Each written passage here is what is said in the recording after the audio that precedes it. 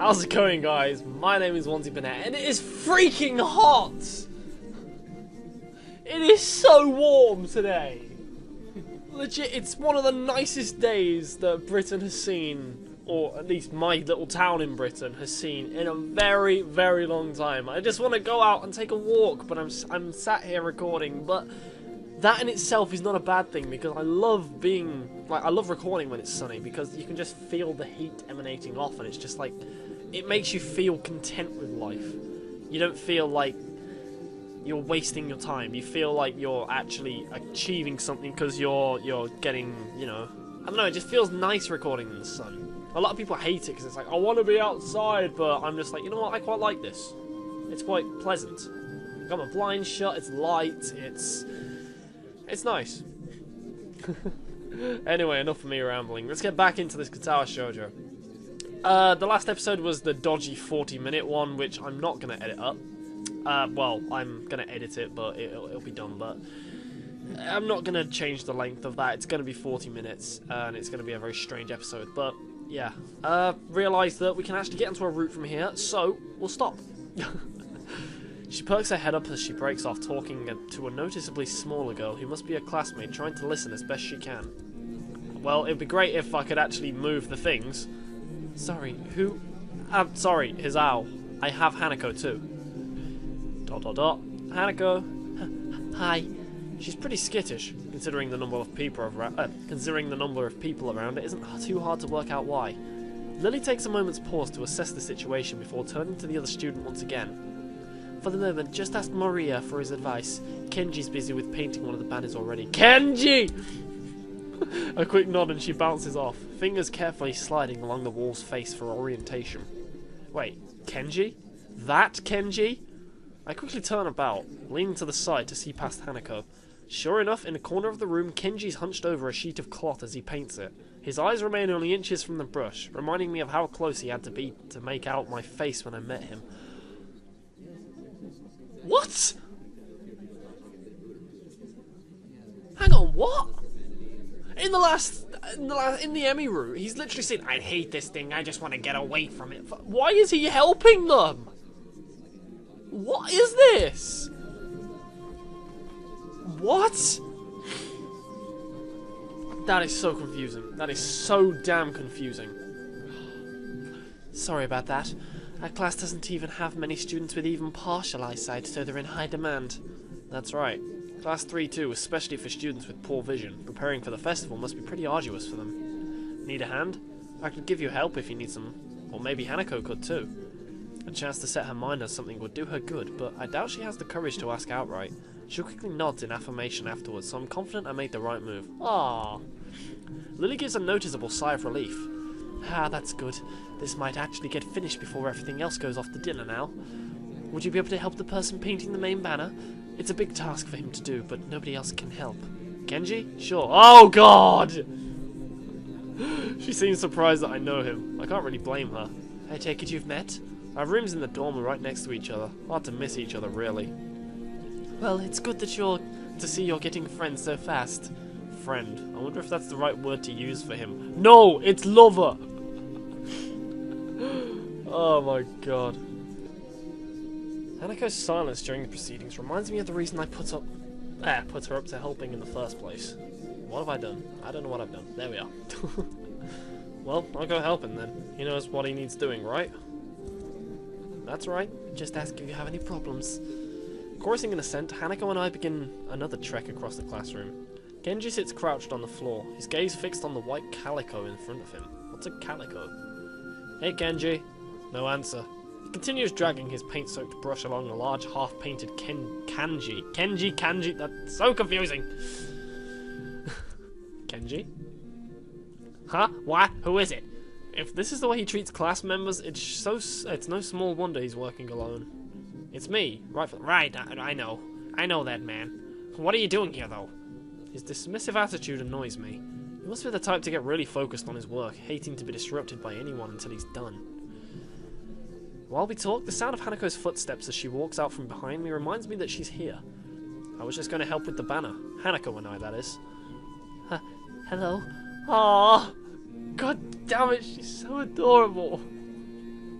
I really like Hanako, and I'm not sure why. Oh, hey, I guess that's okay.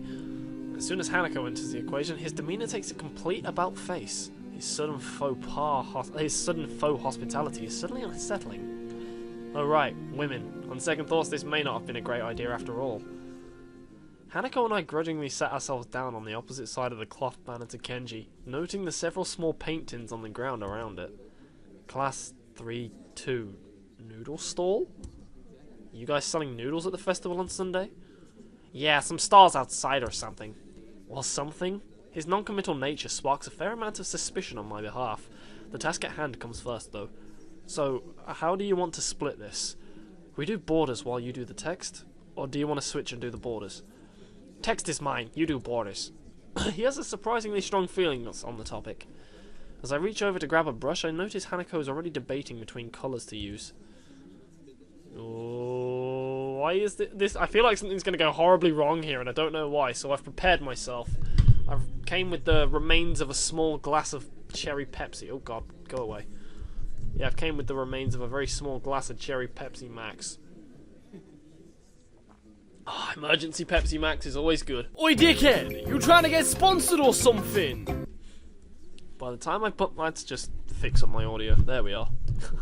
I keep knocking the microphone around, it's so clunky. By the time I've put brush to cloth, she's already started on a delicate pattern. Looks like my idea of taking her mind off everyone around her worked. With a dark blue stroke, the three of us silently get to work. Not before Kenji takes advantage of Hanako's working to lean towards me and whisper conspiratorialism, though. Okay, man, why are you here? Hanako just wanted some help to find Lily, that's all. He apparently disapproves of my motivations. I get it. It looks like I misjudged you. You're infiltrating them, aren't you? Going deep undercover. I should have guessed. Letting the truth slip by him would probably be better than outright lying or annoying him in any case. Is that why you're here? Obviously. It sucks, but there's no better way to get intel than going in yourself. We gotta stick together, man. This is a harsh school, a harsh world. Yes, very harsh. He misses my true meaning as he leans back, satisfied that I'm sympathetic to his cause. I better get down to work. God's sake, Kenji. Finished. Looks like I am too. Good job. The two of us connect up the lines of our patterns, mine being as close a copy as I could manage of hers. With a grunt, I lever myself up from the floor and look around. Aside from Hanako and myself, there's only Kenji left finishing off a sign, as well as Lily and a couple of students talking among themselves in the classroom. Looking at my watch, it's no surprise. It's getting pretty late. Need a hand? I offer a hand up to Hanako, which she uses to get herself up. As she does, I can't help but glance at her wrist. If her scars extend even to there, just how much of her body was burnt. I feel a pang of guilt about it, however, as she quickly covers her wrist with her other hand. Looks good, doesn't it? She looks surprised for a moment, before noticing that I mean the banner. Aww! She thought I was talking about her burns! It does, I guess. Her smile shows that she feels a slight sense of pride in the result, just as I do. With the floor significantly neater for the decorations being placed on desks and shelves, it's much easier to get to Lily as we cross the room. We finished the banner. I guess that's all that needed to be done, right? Lily gives an appreciative nod. Thank you, Hizao, Hanako. If there's any way I can thank you, it's fine. Beats sitting in my room studying at any rate. I don't mind either. She nods, before suddenly remembering one last person. Oh, is Kenji still here? Just as I open my mouth, Kenji gives the answer from the other side of the room. Yeah, just finished. He carefully slides his sign onto an empty section of the shelf to dry, before quickly walking past us and out the door. Okay. See you, man. Bye. God's sake, I can't... Why is he there? Why is he helping them? If he wants to get intel, and if he wants to get intel while being, you know, true to his cause, you don't... I can't deal with the man! You know what, I'm just gonna... Let's not do that. For God's sake. The remaining two students say their goodbyes to Lily before taking their cue to leave as well, leaving only the three of us. Well, I guess that's everyone. I hope we don't have to do anything like that again. Working past school time? Indeed. The class's plans this year were ambitious. Maybe too ambitious. The stalls look nice though. She's right. It shows that a lot of the work's gone into them. My, I'm sure a lot of us would be glad to hear that. At least now there's not so much work to do until the festival itself. It's getting pretty late. Should we go? That's probably a good idea. Are you going back to the dorms as well, Hizao? Yeah, I guess I'll tag along. Oh, that looks creepy. The nighttime lighting really makes the gardens look quite different compared to the usual look of lush greenery. Things are much more calm. Being that it's so late, the lack of students around probably helps. The odd one or two can be seen scurrying to and from the dorms trying to eke the most out of their approaching curfews, but no more. All that can be heard is our footsteps, in addition to Lily's cane regularly gently tapping the ground in front of her. It's nice to finally be able to relax a bit after the mad rush during school. Without even noticing it, I let out a small yawn. Tired? Yeah, still getting used to the flow of things, I guess. The, thing with Shizune kind of took me off guard, though. I grit my teeth a little at the candid mention of their rather public spat. That said, I do want to sort out what in the world was behind it. About that. I'm sorry about it being so public. Shizune and I go back some ways. Her voice seems slightly irritated as she remembers Shizune, obviously unwilling to discuss it any further. I glanced to Hanako for her views on this, but her expression is, unsurprisingly, evasive and difficult to read. Either way, I guess her apologising for it is something, even if my curiosity goes unanswered. I'll be glad once the festival is over in any case. The change of topic's welcome, clearing the thickening air quickly. I can imagine. My old school's festivals were a lot more low-key than this. Yamaku stresses the idea of a school community, so the staff likes to make our festivals and such occasions special. And yet the students are the ones who do the work. What an unfair world. Hanako and Lily both chuckle in agreement, savouring the fact that none of the staff are around to hear our grumbling. I suppose coming from a strict all-girls school helped me a bit with Yamaku, compared to there. Yamaku is much more relaxed. That'd go a way towards explaining her well-bred speech and behaviour in any case. As we come up to the dormitories, it eventually comes time to leave for our respective rooms. See you, Lily, Hanako. The two both give polite nods before setting off to the women's dorms, just next to the guys. As it is to be expected of such an arrangement, there's a staff member casually patrolling outside to prevent any nighttime shenanigans. Shenanigans. Walking past him, I quickly stretch my arms and rub my neck, both quite sore after having worked on the floor for so long before walking to my room. Feels good to actually have direction, though. After so long in the hospital, the everyday facts of studying, homework and teachers seem almost a blessing. I guess if things continue like this, my time at Yamaku might turn out okay. I'm feeling tired, so I set my alarm clock to wake me up as late as I can afford, while still making it to the first class. The nurse's voice is almost nagging in the back of my head about morning jogs. I'll make a resolution to make up for it by going for a walk tomorrow after school. Emmy won't care either way, I bet. Yes, she will! Poor Emmy. You just weren't the one. She just wasn't the one, and that's why time reset itself. That's why. Such a stupid scenario, but I love it. Anyways. Ugh, my hair is messy today. I wake up and take a hot shower. That was necessary.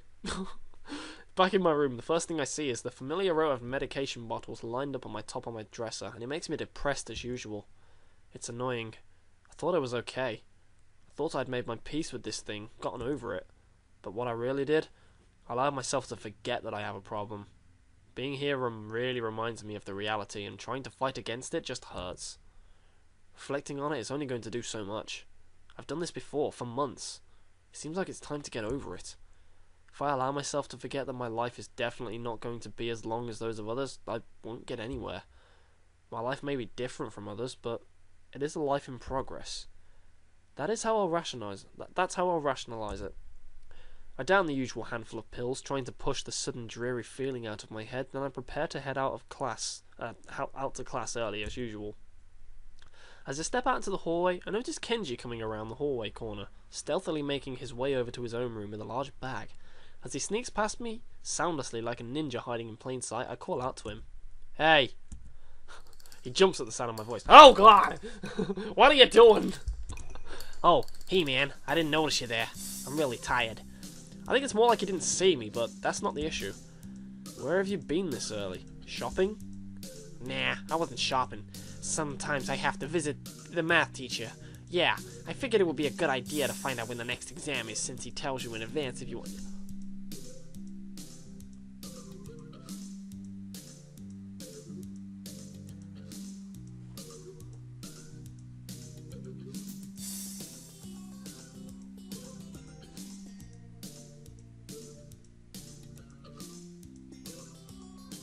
I just figured something out.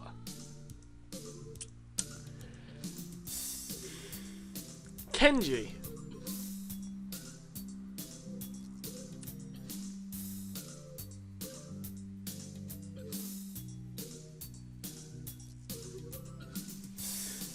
I don't know how to word this, but remember in Emmy's route, when she tells you that the track captain's gay, and that he has secret little rendezvous in his, in the shed?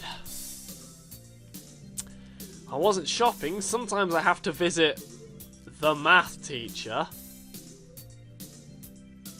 Kenji and the track captain.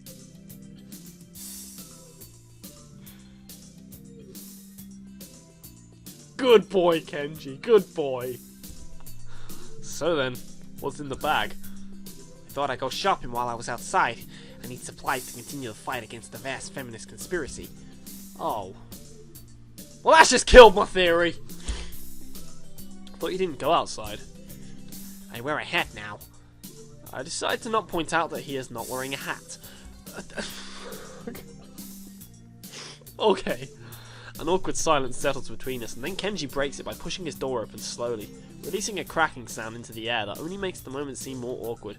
He sets the bag down inside his room and then closes the door. I'm surprised you went out of your way to find a test date. Trying to take an advantage of an opportunity to study is pretty diligent. I never study. Oh? I just wanted to know when the next test day was. I'm still going to take it, duh. I just need to know so I know what day I can't afford to stick up class. He usually sends out updates on that crap by phone, so I have to step out and check up on it. And why do you have to go out when you can get it on your phone? I don't carry a phone.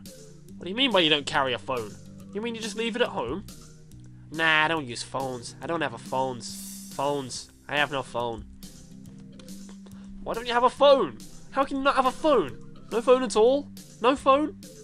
I just don't like phones. Actually, I'm kind of scared of them. I don't know why. I just think it's some kind of repressed trauma. But basically, when I hear a phone, I get nervous. It's my darkest secret. I have two theories on it. Either I have some fear of receiving some undefined, ominous, life-altering doom call, or I was beaten with a phone in the past. Beaten so badly I can't remember it. Beaten in the head? Well, where else would I get beaten with a phone that would make me unable to remember it? The ass? Unexpectedly logical. I feel very depressed now.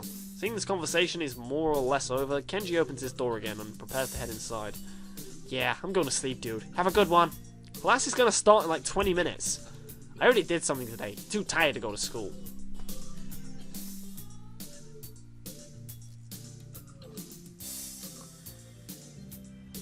Okay! That's not a good thing! Hey, you need some lip balm? I accidentally bought two because I thought the store had started selling individual AA batteries. Thanks, but no thanks. Whatever, man. I can't... Emergency Coke. He swiftly enters his lair, letting me go to the class. For a change, I'm not among the first ones to come through the morning class. Instead, almost everyone else seems to be here already. I recognise most of my class by their faces by now, though. The names escape me still. Ah. The class goes on lazily. I think I'm starting to get into the rhythm of the school. I've even stopped worrying about taking notes and being overly attentive. That's a weird word. Overtly attentive. The first days, I was pretty high-strung in class. Muto finishes his lecture about electricity early, but continues without a pause about the festival. So as you know, the festival is on the day after tomorrow. I hope everyone's projects are going to be successful this year. Have a good time, but also, come Sunday, please keep the meaning of this festival in your minds. Games and fried food! Yep. Everyone bursts out in laughter, and so do I. Yes, thank you, Mikado. But what I meant was more that the remainder of his sentence is buried underneath the ring of the lunch bells, and everyone starts packing their things. Muto deliberates for a moment, but since almost nobody seems to pay attention anymore, he gives up and sits down. For crying out loud. But anyway, I think that's where we're going to leave it. It's been a nice 20-minute mark, and yeah, I can't really sit down and record much more of this because I'm about to head out and go play some Pokemon Go! So, thank you very much for watching. Hope you enjoyed this episode. If you have, don't forget to leave a like down below, and I will see you in the next episode. I hope you have a great day and a great life, and I will see you later. Take care of yourselves.